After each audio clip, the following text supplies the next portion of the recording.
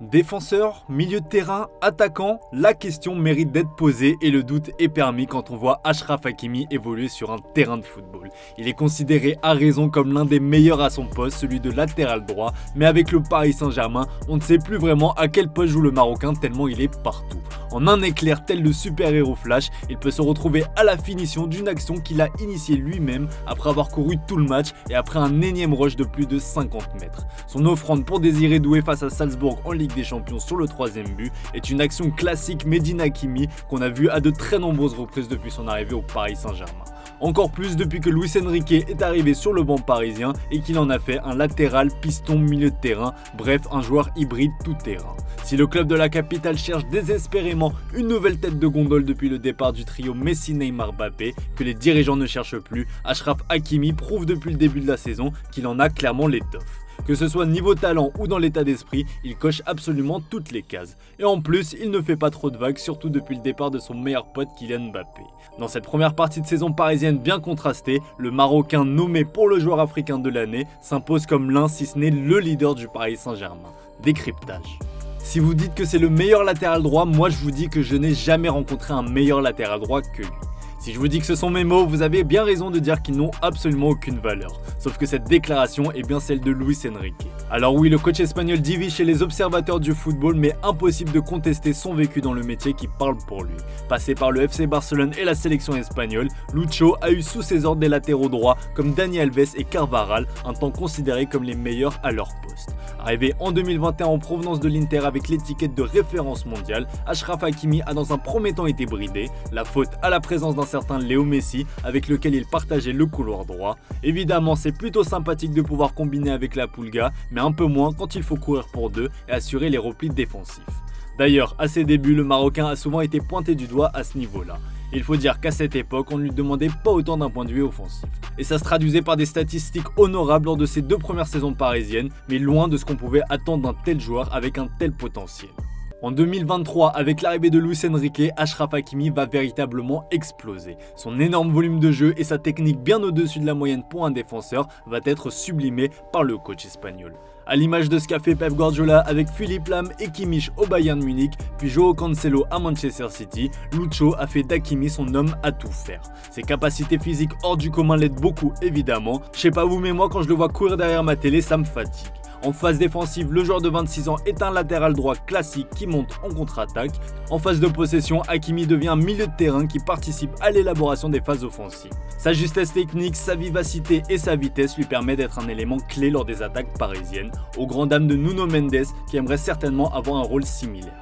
Hakimi est très souvent à l'avant-dernière ou à la dernière passe, voire à la finition. En 18 matchs, toutes compétitions confondues cette saison, le Lion de l'Atlas en est déjà à 3 buts et 6 passes décisives. Il n'est plus qu'à quelques unités de sa meilleure saison parisienne d'un point de vue statistique, c'était la saison dernière avec 5 buts et 7 passes décisives, mais avec le double de matchs joués. Avec 2 nouvelles passes décisives face à Salzbourg, Hakimi a égalé une légende du club, un certain Maxwell. Il est devenu le meilleur passeur dans l'histoire du PSG parmi les défenseurs, avec désormais 24 passes décisives à son total. Preuve de la nouvelle dimension qu'il a pris cette saison. Et dire qu'avec des attaquants beaucoup plus efficaces face au but, Hakimi pourrait largement compter quelques offrandes en plus à son compteur. S'il est beaucoup plus porté vers l'avant, en même temps c'est ce que lui demande son coach, il n'en oublie pas pour autant ses tâches défensives, ce qu'on lui a reproché par le passé. Et qui de mieux que son entraîneur en personne pour juger sa progression. Sinceramente creo que es muy parecido al de la temporada pasada. Creo incluso un poco mejor en el aspecto defensivo, creo más centrado y más eficiente, pero Hakimi es un jugador de altísimo nivel. Es otro de esos jóvenes con una experiencia ya en sus espaldas que sirve como referente para sus compañeros y lo veo, la verdad, incluso más maduro. Y eso me gusta porque creo que es un jugador que tiene que seguir creciendo. Fin novembre, avant le match face à Toulouse, Achraf Hakimi présentait des statistiques impressionnantes qui montraient à quel point il avait progressé. Toutes compétitions confondues, le piston parisien totalisait 77 ballons récupérés, 15 interceptions, 65 duels remportés sur 123, soit près de 53% de réussite, et 21 tacles réussis sur 28 tentatives. Des statistiques flatteuses venant s'ajouter à son impact indéniable dans l'entrejeu lorsqu'il vient apporter le surnombre. Et que dire du secteur offensif? Il est tout simplement bluffant techniquement, avec 847 passes réussies sur 930 transmissions, soit un total de 91% de passes complétées. Face à Salzbourg, il a touché 137 ballons. Des stats qui rendraient même jaloux un certain Marco Verratti. Percutant et omniprésent dans les derniers mètres, Hakimi ne cesse de déséquilibrer les défenses adverses, revêtant le rôle de facteur X du collectif francilien. Fort d'une très belle complicité avec Ousmane Dembélé, le taulier des Lions de l'Atlas est par ailleurs le deuxième défenseur piston parmi le top 5 européen à avoir distillé le plus de dernières passes avant un tir. 27 juste derrière les 35 d'Alex Grimaldo avec Leverkusen.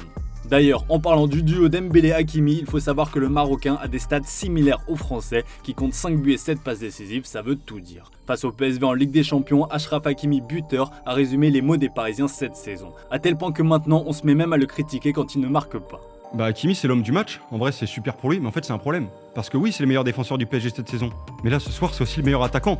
Donc en fait il y a un petit problème, c'est que le mec il est tellement important au PSG qu'il fait tout. Ce soir il est partout, c'est celui qui apporte du danger, ça frappe, oui on va me dire le gardien etc. Mais encore une fois, il marque, il est décisif, le danger jusqu'à la dernière minute il l'amène, il a une activité folle dans son couloir, les décalages, il va proposer toujours une solution à l'ailier. Franchement, il fait un gros match et même défensivement, ça va. Le problème, c'est que Achraf Hakimi, il fait un gros début de saison, il est très très bon.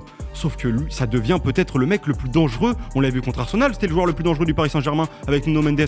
Mais là, c'est le mec le plus dangereux. Et le problème, c'est quand t'as des ailiers, des numéros 9, des milieux offensifs, bah, je pense que ça pose une question quand même de voir que c'est ton latéral droit qui est le mec le plus dangereux devant le but et qui t'amène le plus de danger. Donc je pense qu'il y a une grosse réflexion à avoir de la part des dirigeants, coachs parisiens et peut-être même joueurs parisiens pour se dire « Ah super, on a Achraf, il est trop fort. » Et c'est la vérité, il est trop fort.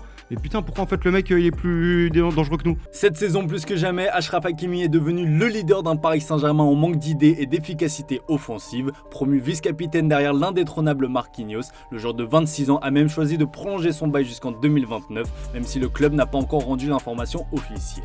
Alors que tout le monde s'attendait à le voir rejoindre son pote Kylian Mbappé à Madrid à l'issue de son contrat, le Marocain a fait le choix de s'imposer dans la durée dans la capitale française.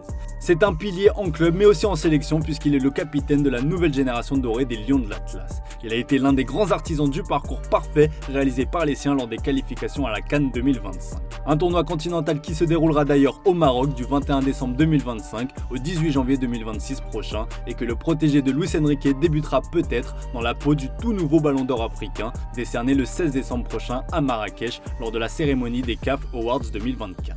Il pourrait devenir le deuxième Parisien de l'histoire à remporter ce prestigieux trophée après Georges Weah en 1994 et renforcer ainsi un peu plus son statut de meilleur latéral droit au monde. Son coach ne veut pas se prononcer là-dessus mais ne cache pas son bonheur de pouvoir compter sur un tel joueur. Je ne sais pas si c'est le premier, le deuxième, le troisième ou le millième, cela ne m'intéresse pas beaucoup mais mon idée correspond complètement à ses caractéristiques. Il est vrai qu'il gagne en envergure dans le vestiaire sur l'aspect humain, il est très important aussi en équipe nationale.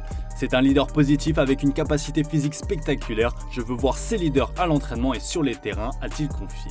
Évidemment, ce genre de classement est subjectif, mais sur les dernières années, on peut citer des joueurs comme Carvajal, Alexander-Arnold, Walker ou encore Kimmich, et certainement qu'Achraf Hakimi mérite d'être cité dans cette liste. Et vous les amis, où placez-vous le Marocain? Est-il le meilleur joueur du PSG cette saison? Comme d'hab, on attend vos avis dans les commentaires. Quant à moi, je vous dis à très vite pour de nouvelles vidéos sur Foot Mercato FC.